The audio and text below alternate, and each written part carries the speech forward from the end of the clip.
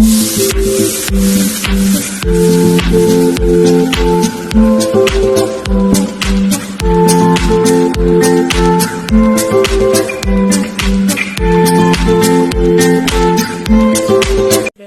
you all in my class. Today we will discussion about protein.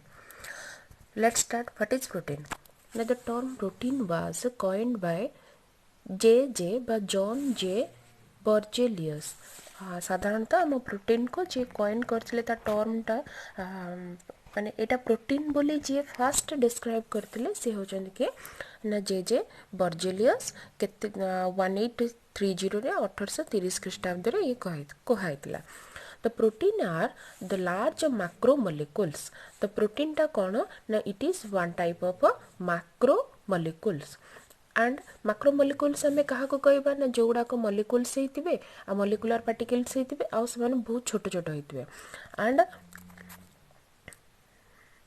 and are by far the most abundant organic components of the cell. आ से माने कोन हे जी ए protein टा cell पई सबु बेले abundant. तो protein बिना कोनोसी काम सेल करि परिबो नाही. So it is most abundant component of the cell. तो जदि आम गोटे cell about 50% of the total dry weight of the cell जदि आम गोटे सेल टोटल ड्राई वेट करवा ताले 50% आम क्या पाइबा ना प्रोटीन को पाइबा गोटे सेल भितर. ता छड़ा some protein serves as enzyme केते गुडे प्रोटीन को आम एंजाइम माने केते गुडे प्रोटीन भी act like enzyme. Okay then देखिबा most of the proteins are species specific. प्रायतः प्रोटीन माने कौन ना species specific. Species specific means कौन रहा ना डिफरेंट स्पेसीज पई आर स्पेसिफिक नेचरटा तो भ्यारी करे बा number of amino acid protein number of amino acid को स्पेसीज रे केते रहइबो सेटा से भ्यारी करे.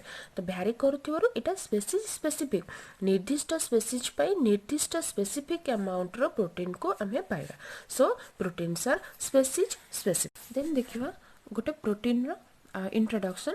In addition to C, carbon, hydrogen and oxygen found in the most organic molecules. जिते गुडे आमे organic molecules देखिबा ता भितर तीनटा जिनिस जेमिति हेले रहिथिबे के ना कार्बन आ हाइड्रोजन आ ऑक्सीजन. तो यही तीनटा को प्रेजेंट रही जो सेल भितर प्रेजेंट रोचे ताको आमे कोन बायोमोलिक्यूल्स बोली कहि परचे. जेमति कि प्रोटीन भी one type of biomolecules due to present of carbon hydrogen and oxygen. Protein always contain nitrogen. तो प्रोटीन कौन करे ना सब बेले नाइट्रोजन को कंटेन करे. ता माने कार्बन हाइड्रोजन ऑक्सीजन छड़ा आ पाखरे आ गोटे कौन देखा जाए ना नाइट्रोजन भी देखा जाए एंड यूजुअली सब सल्फर. ता छड़ा आ किछि परिमाण रे सल्फर देखिबा को मिले. ता माने प्रोटीन रो मेन कंपोनेंट किए ना नाइट्रोजन कारण अन्य समस्त पाखरे कार्बन हाइड्रोजन आ ऑक्सीजन पाइबा. बाकी प्रोटीन पाखरे गोटे एक्स्ट्रा कौन पाइबा हमें ना नाइट्रोजन और किछि अमाउंट रो सल्फर को हमें देखिबा को पाइबा. नेक्स्ट देखिबा protein are composed of amino acid monomers. तो प्रोटीन गुडा को कौन करथांदी ना प्रोटीन होचे वन टाइप ऑफ पॉलीमर्स बोली हमें कहि परिबा. ए माने कौन करथांदी ना अमीनो एसिड मोनोमियर्स को कंटेन करथांदी. जस्ट एंती फिगर रे दिया जायछि. देन देखिबा तो ये फिगर अनुसार आम देखिपर in a long chain of amino acid forming protein. जदि आम गोटे प्रोटीन फॉर्मिंग को देखिबा एटा गोटे प्रोटीन रो लॉन्ग चेन फॉर्मिंग हेछि. तो आ भीतर आम कौन देखिपर ना the amino group of one is linked to carboxylic group of other amino acid.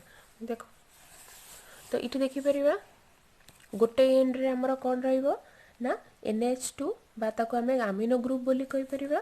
अन्य एंड रे कोन रहउची ना कार्बोक्सिलिक ग्रुप COOH भी रहि परची. तो एटा होचे कोन ना प्रोटीन रो गोटे लॉन्ग चेन अमीनो एसिड बोली आमे कहि परिबा. देन देखिबा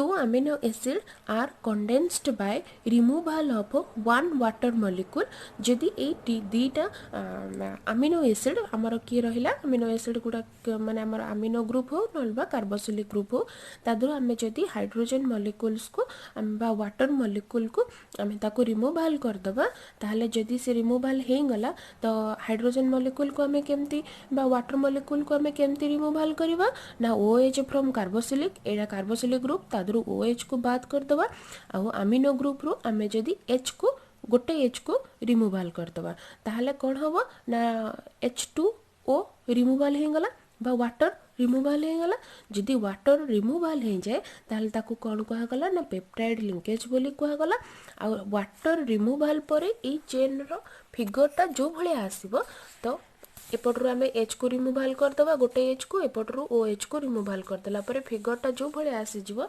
तो सेटा को आम कौन कहबा ना रेसिड्यू बोली कहि परिबा a molecule made of 2 amino acid residues is called dipeptide जदि गोटे मॉलिक्यूल बा गोटे प्रोटीन दीटा amino acid residue means remove after removal of माने वाटर मॉलिक्यूल तो एटा को कौन कहबा ना डाइपेप्टाइड बोली कहबा जदि 3 रेसिड्यूज आसिले ट्राइपेप्टाइड बोली कहबा जदि मेनी अमीनो एसिड रेसिड्यूज रेटा फॉर्मेशन हेतिबो प्रोटीनटा ताहले ताको पॉलीपेप्टाइड बोली कहि परिबा देन देखिबा पॉलीपेप्टाइड कौन ना polypeptide chain having more than 100 amino acid तो गोटे पॉलीपेप्टाइड चेन रे आमे 100 अमीनो एसिड को देखि परिबा आ ये पॉलीपेप्टाइड चेन रो वेट केते रहितिबो ना 10000 डाल्टन ओके देन देखिबा इंसुलिन आमे समस्त जानचे insulin one type of protein तो ये होची smallest protein known as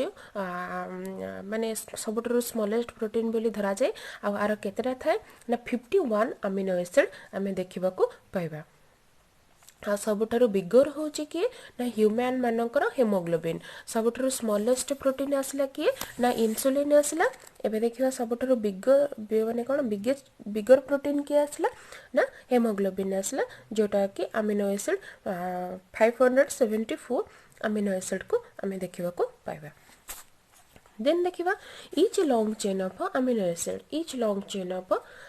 acid रे अब always has a free amino group on one end तमाने आर गोटे एंड रे अमीनो ग्रुप रहइबो आ गोटे एंड रे कार्बोक्सिलिक ग्रुप रहउची जोटा जो एंड रे हमें कार्बोक्सिलिक ग्रुप देखिबा को पाइबा ताको हमें सी टर्मिनल बोली कहबा जो पट रे हमें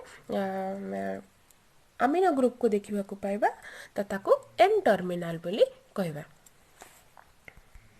ये थिला इंट्रोडक्शन ऑफ प्रोटीन नेक्स्ट हमें देखिबा कोन वीडियो रे structure of protein okay thank you